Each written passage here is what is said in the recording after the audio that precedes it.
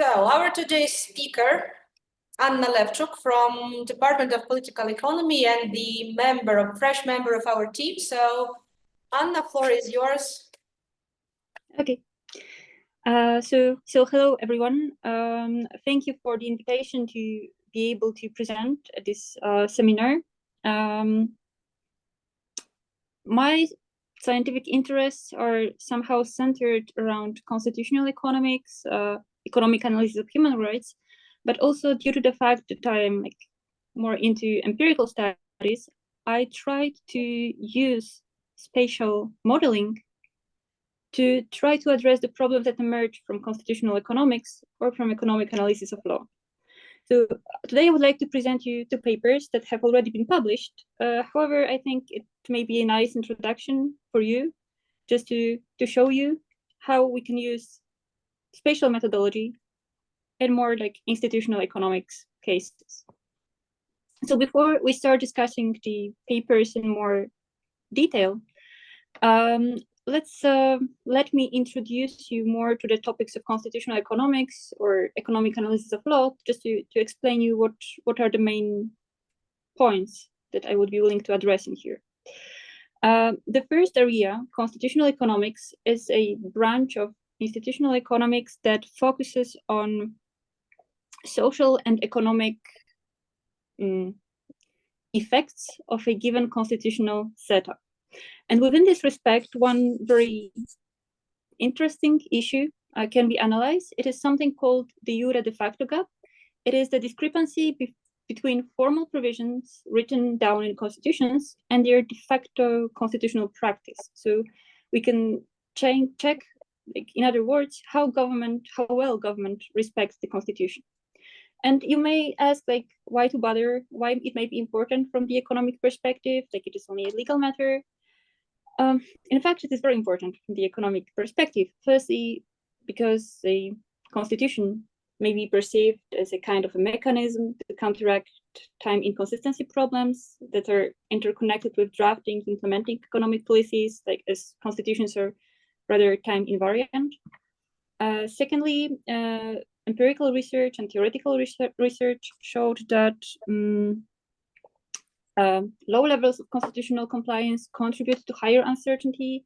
This higher uncertainty is crucial for the economic performance of a state, of the development state, FDI, and overall state's performance. And also it impacts the propensity that individuals will engage into pro-development activity, will conduct business, will become entrepreneurs.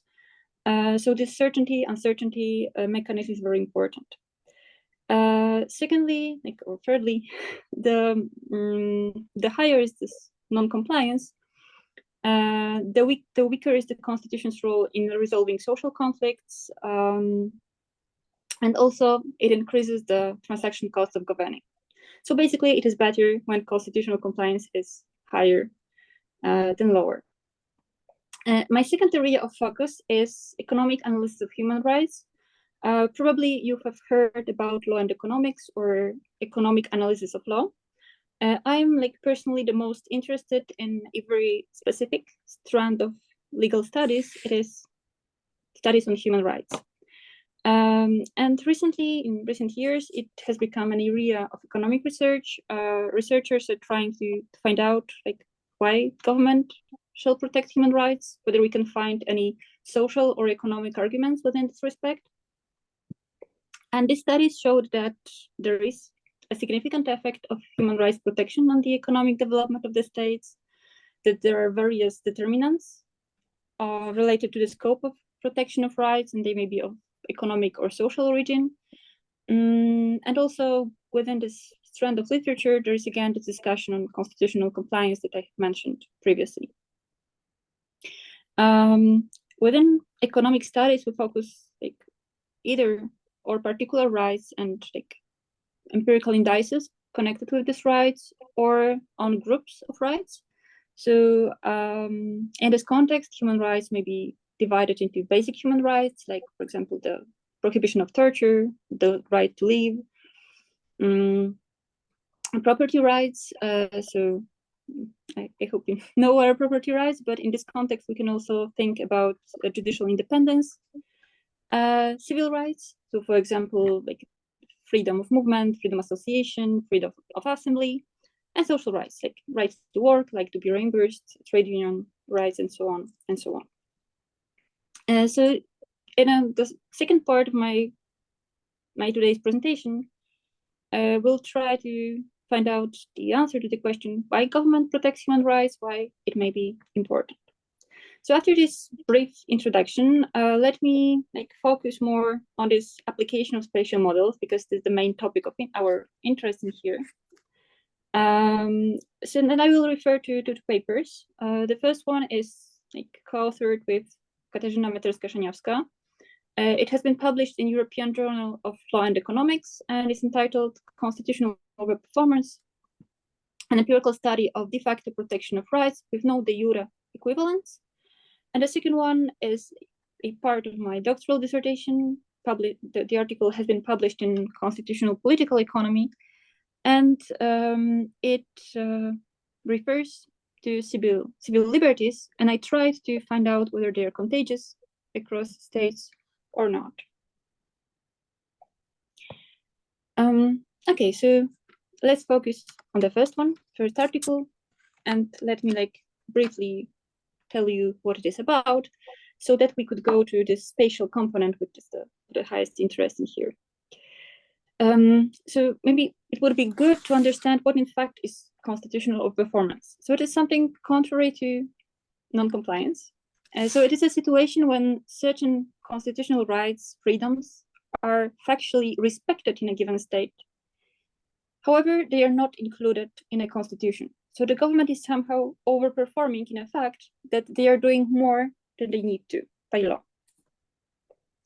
And in our paper, we used a measure as proposed in another very similar paper by Law and Versteeg, 2013, and authors proposed a measure focusing on 15 rights, and it is related to the extent to which countries respect rights that are not found in their constitutions, and each country received a score between 0 and 1, which is equal to the proportion of de jure omitted rights that were nonetheless factually protected. As a first step, we thought, okay, let's see how it looks across the world. What is the distribution of overperformance scores? And we found out a huge variation across the globe. And secondly, we thought, okay, there are some clusters. So maybe it would be worth to use spatial econometric techniques to find out what is the impact here, what is the spatial relationship. Our research had a very explanatory nature. There was no theoretical model of constitutional overperformance in the literature before. So we were with Kasia 10 years, and we were searching for various determinants that could be relevant in here. So firstly, we took account constitution-specific characteristics. So obviously, the constitution's degree of comprehensiveness. So the more rights are written down in the constitution, the less should be the room for overperformance. Secondly, constitution's age. So we argued that the older the constitution is, the less up to date it is, the less in line with current society's expectations. So that may create some incentive for the government to overperform, to align with the society's needs. Secondly, we thought about country-specific characteristics. We've hypothesized that democracies shall be characterized by higher level of overperformance. We analyzed whether countries signed some international treaties that imposed some obligation to pursue some rights, even if they are not embedded in a constitution. Then we accounted for de facto independence from the judiciary, assuming that judges, for their activism, may impose some de facto rights. We also accounted for the presence of political conflict and economic development of a state measured by GDP per capita. And finally, what came to our mind were spatial diffusion effects. And in this constitutional economics literature or institutional economics literature, there are listed some channels or mechanisms of institutional and policy diffusion. And these are coercion, competition, learning, and acculturation.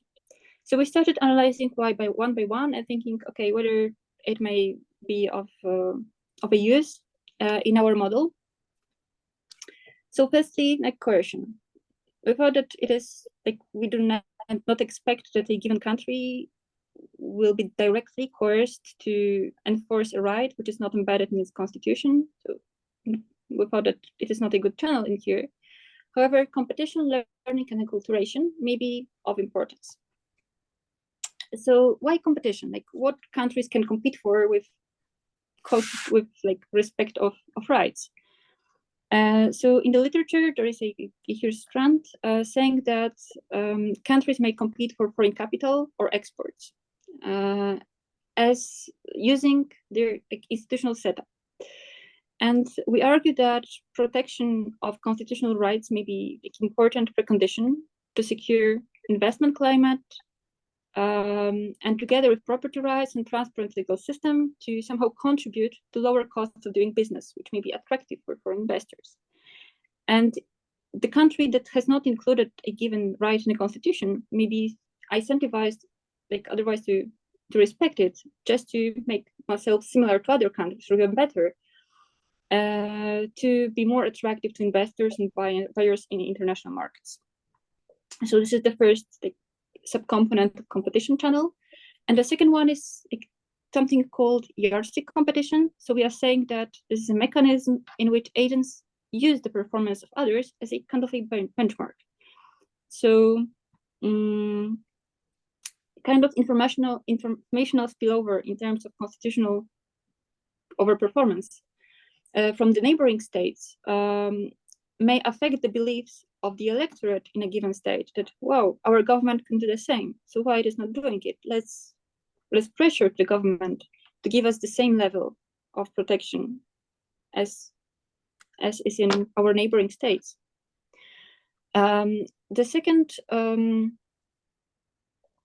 the third channels are somehow interrelated, and they are of the highest importance in case of countries that are close to each other. So learning means internalizing the norms, rules of behavior, redefining interests by observing what happens in our neighboring countries, while acculturation is about adopting behavioral patterns of culture that surrounds us. So countries can learn from each other, observe each other, governments, maybe we better say the governments. And that's why I like to become more and more similar to each other regionally. Our empirical study consisted of 3 models. The first 2 were non-spatial models, simple panel OLS regression with fixed effects, and the GMM model with Arellano Bond estimates. And as a third model, we proposed a special panel fixed effects model based on the spatial Durbin error model structure, SDM.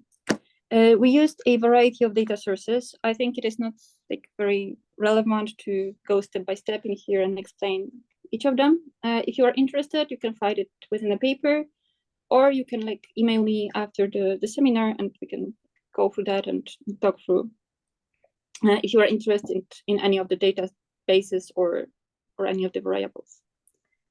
I don't want to go very deeply into model specification, especially this non-panel setup. But please just let me with one sentence to provide you with some first conclusions. So from our non-spatial model, it appears that countries with higher levels of constitutional overperformance are those which, ceteris paribus, include less de jure rights in their constitutions, are characterized by independent high courts, exercise higher democratization levels, and less political conflicts. So it seems like very intuitive. We have also checked the alternative measures of democracy. It is the inclusions of checks and balances, the strength of checks and balances mechanisms, and the strength of civil society. And it appears that the civil society is also boosting the overperformance of government. So the more people care, the more they are unionized, the higher is the pressure on the government. The government is willing to do more than needed. Okay, but let's go to the spatial part. As I have told you, we have built a panel fixed effects models based on spatial Durbin error model structure. This is the model with spatial weight matrices with independent variables and with model error. You may ask why this model. Firstly, it was derived based on our estimation strategy. We followed the suggested approach from general to specific, and it appears that this type of model was characterized by the best qualities. Secondly, this type of model allows for modeling local spillovers. So somehow it reflects the diffusion of de facto protection of constitutional rights and therefore constitutional overperformance. So we felt that it fits not only technically, but also it fits to our story. We tested for two spatial weight matrices, inverse distance and inverse square distance. So these two basic ones. Also, our specification included a time lag of dependent variable. So there was a potential for nickel bias. So to overcome it, we estimated the model using the lag dependent variable DMM approach with instrumental variables. And we have calculated instruments as a weighted averages of the remaining countries' exogenous variables. It is an approach recommended in the literature in a case of nickel bias. Furthermore, we thought that so maybe let's enrich our model for some proxies of this competition or learning acculturation effects. And we thought, so the good proxies within this respect would be FDI and Human Development Index, because it would proxy this competition or learning channels. And here are the results of a model. In case of SDEM model, we can interpret direct effects and indirect effects separately.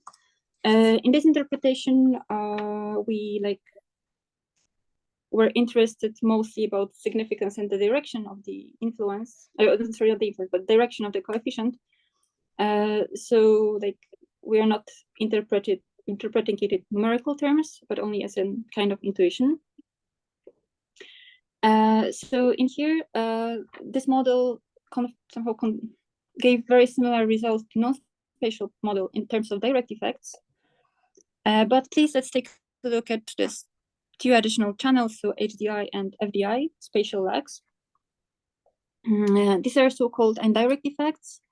So they let us observe how the change of these variables in the neighboring states may affect our overperformance scores.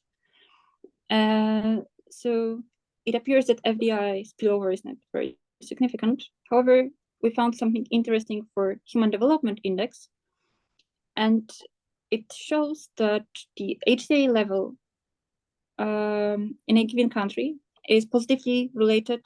Sorry, so this HDI level, so the increase in welfare of the neighboring states, which is proxied by life expectancy, education, standard of living. So that's how the HDI matrix is constructed. So the higher is the score in our reported for our neighbors, the higher is our incentive to be better constitutional overperformance. So we're thinking that the mechanism is as follows: that observing an increase in welfare in the neighboring countries, voters may be willing to exert some pressure on their government to catch up and government may be thinking how to catch up. So maybe the strategy could be to broaden the respect for constitutional rights, even if they have not been specified in a given constitution, so to mimic this successful neighbors policy. So that's the mechanism we thought about within this context. And like conclusions are like I have already mentioned that we identified several significant determinants of constitutional overperformance, and the most importantly, from the perspective of this seminar, one of them is based on the spatial component. So we identify this mechanism of diffusion, probably based on competition between countries, but also it could be the matter of acculturation, learning. So this type of determinants also play a role in the spread of constitutional overperformance. Okay, so let me go to the second article. Unless you have some questions, I don't know, Katya, like how it would be structured. Would it be better now to give some room for the questions related to the first article, or like do it afterwards? Well, I think that we just let you finish, and then if somebody has questions after that, after your presentation, we will give the time for questions. Okay, thank you. Thank you so much. Now it's clear. So yeah, now the second application, and this time it is more related to this, my field of interest related to economic analysis of human rights. And in this paper, I wanted to check like whether countries may we may observe the spread of good practices within this respect, whether it matters for the regional development of the states, that some of them comply with human rights or civil liberties, and some of them not. I focused on some civil rights types, such as freedom of association, freedom of expression, freedom of religion, freedom of foreign movement. And this type of liberties is like very interesting from this perspective that usually they benefit the minorities in a society. They have like very clearly specified object of protection, that is the freedom of each individual to pursue their goals, their interests. And it seems that it is costly for the government to implement them. So why the government may be willing to do so? What are the benefits of such approach? I tried to focus on that, analyzing civil societies or civil rights for post-socialist countries. Why for these countries of this region? Mainly because these countries are characterized by various similarities and various differences related to their economic, social, institutional development. Firstly, they have the transition period began in the States, like in the late 80s. And from this, at this point, they have implemented new constitutions with a very broad set of rights and freedoms. But afterwards, their paths like diverged. And nowadays, they're on a totally different level of economic development, social development, institutional development. They're members of many different international organizations. So these paths are different, and it is interesting to analyze why, what happened.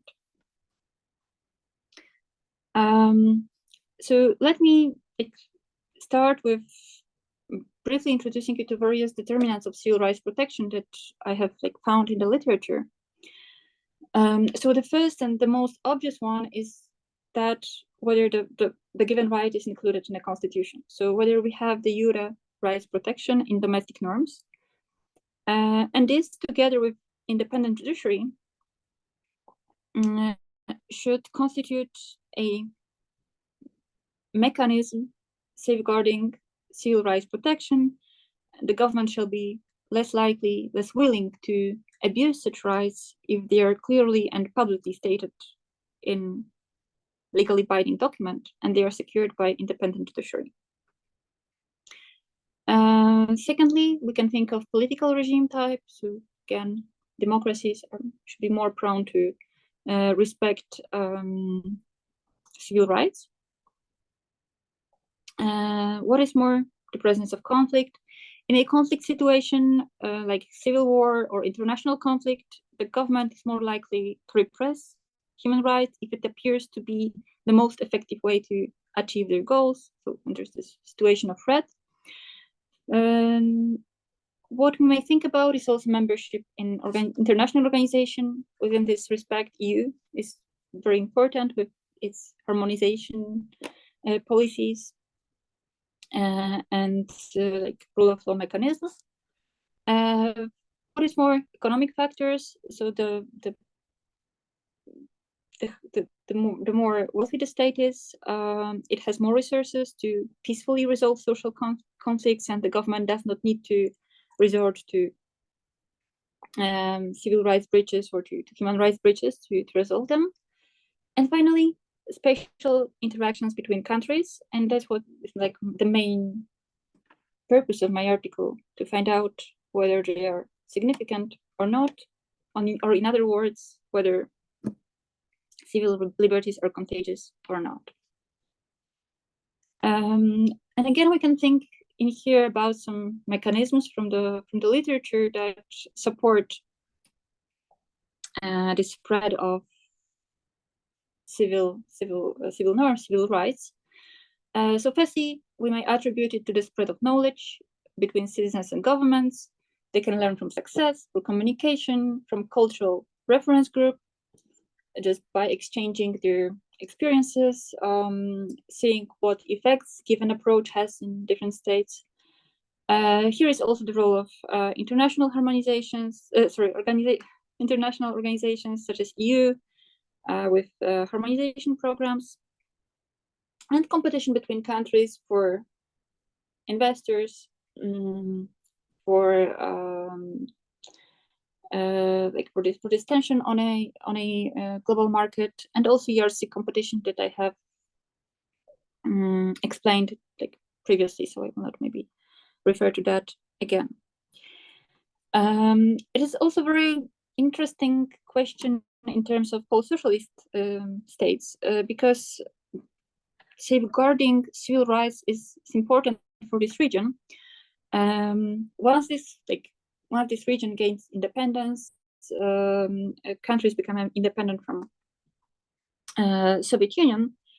These countries had a very specific motivation standing behind the implementation of civil rights protection regime, and it is connected with the need of these newly established democracies to employ international commitments to consolidate democracy. So, in other words, we are saying about locking in domestic political status quo against their non-democratic opponents. So they wanted to show that, okay, our human rights protection quality is rising, and that's how they gained a greater recognition on in an international politics, better position there. So it was like a way to show their independence and their commitment to becoming a democratic state. Okay, as here you can see civil rights protection across the world.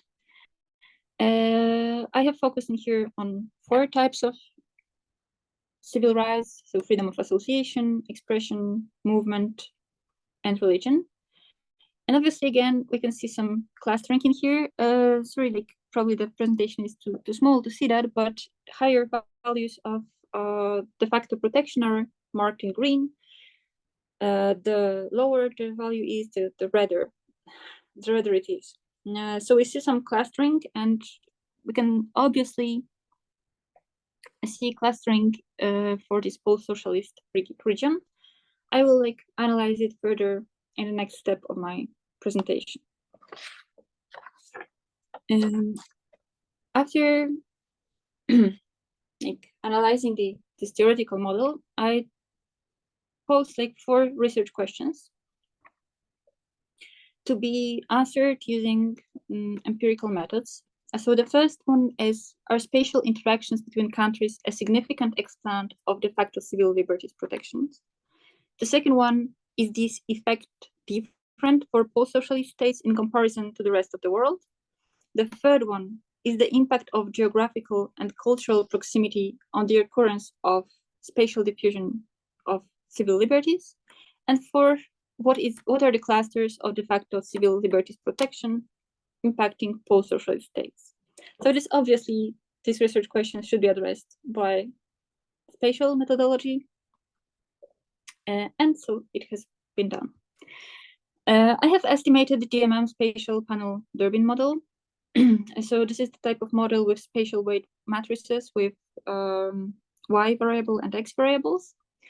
Again, there was this issue of nickel bias because I needed to add time lag of my dependent variable into the model to capture the path dependence of right protection. And I used a very, very similar approach as previously. So I added instrumental variables consisting of weighted averages of the remaining countries' exogenous variables. And here I tested for two spatial weight matrices. The first, like this more traditional one, based on geographic distance, so inverse squared distance matrix. But the second one, I thought, okay, so let's try whether the cultural proximity matters in here. So maybe countries are more willing to interact with countries that are culturally closer to them, even if not that close in geographic terms. So I have used a cultural proximity matrix as proposed by F in his paper from 2008. And this matrix is based on something called language phylogenies. So in this approach, languages are classified into categories. And in these languages, in each of this group, members are hypothesized to have spoken a common ancestral language. So there is a huge tree with various branches, a common root, and we can see, like, we can track which language is an ancestor of another language. And this cultural proximity is based on a measure encompassing the percentage of a population in a given country speaking various languages, and plus the proximity measure developed by the author of the article. And so I also tested this setup. The data in my article come from Varieties of Democracy data set. It is a very, very huge data set encompassing a variety of institutional, economic, and social indices, plus World Bank indicators. My model specification is like as follows. I have included time lag of dependent variable, spatial lag of dependent variable, variety of explanatory variables, and together with some spatial lags. And also I have added interactions to check whether this effect of spatial diffusion, maybe it is stronger for democracies or as compared to non-democracies, and to check how different groups of post-socialist states behave as compared to global sample. And in this case, I have analyzed not only this binary division, post-socialist state, non-post-socialist state, but I have developed post-socialist states into three groups. And the first group are countries of Central and Eastern Europe. The second group are ex-Yugoslavian states. And the third group are countries of ex-Soviet Union. And trust me, the table with all of the coefficients is really, really long, and it would take me like 4 or 5 slides to show you everything. So I have just made a very brief summary of the most important conclusions. So the model indicated that for global sample, we can see a positive and significant spatial effect. in case of physical violence index, so we can see that the higher is the protection of like this physical violence index in the neighboring states, the higher is the protection in our state. And the same applies to private civil liberties. What is more, we found that the effect is stronger for democracies than for non-democracies. And then I have analyzed like each group of post-socialist states, and it says that ex-Yugoslavian post-socialist states are like the effect of this spatial diffusion is stronger for them as compared to the global sample, and for ex-USSR states, this effect is weaker. And so after finding out this like, coefficients, I was thinking, okay, so but we have these clusters. So are these clusters significant? Whether they matter? So in here I have calculated local Moran statistic, which measures whether a given region is surrounded by regions with similar or maybe different attribute values compared to the random distribution of these values in space. Here is the formula, the statistics, and positive value of this statistic indicates that the region has neighbors with similarly high or low attribute values. So this region constitutes a part of a cluster, while the negative value indicates that the region's neighbors are characterized by dissimilar values, making this region an outlier. And so I have calculated the statistic for a global sample, and here are the results for 3 types of civil liberties. So physical violence index, private civil liberties, and political civil liberties. And what are the conclusions? Firstly, we can see certain clusters. So these are these in red. And if we take a look, I don't know if I can, no, I cannot. I wanted to make it bigger, but apparently it isn't working. For physical violence index, in terms of post-socialist states, we can see that countries of Central and Eastern Europe, together with ex-Yugoslavia, constitute one cluster. So they're going together. In case of private civil liberties, we can see that this cluster is much bigger, and it encompasses also some ex-USSR states, excluding Ukraine, and the same for political civil liberties. So in this case, like, this cluster is much higher. In case of physical violence index, clearly ex-USSR countries are excluded from the cluster. So what are the conclusions from this paper? They're as follows. So firstly, good news. Spatial interactions constitute a significant exponent of the fact of civil rights protection. So civil liberties are contagious. A drop in standards of civil protection in one country may result in a regional decrease, thus hindering regional social and economic development. And this effect differs with respect to different post-socialist states. For former USSR, it appears to be smaller. For ex-Yugoslavian countries, it appears to be stronger.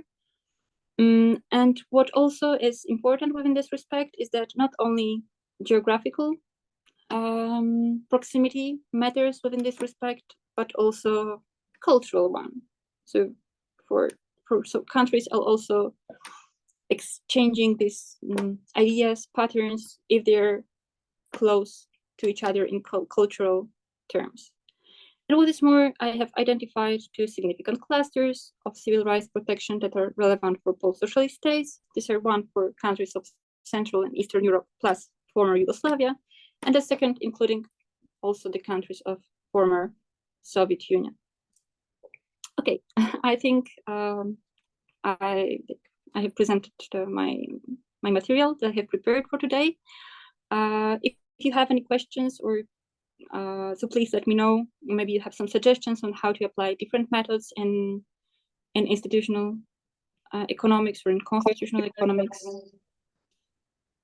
So, yeah. Thank you. Thank you, Anna.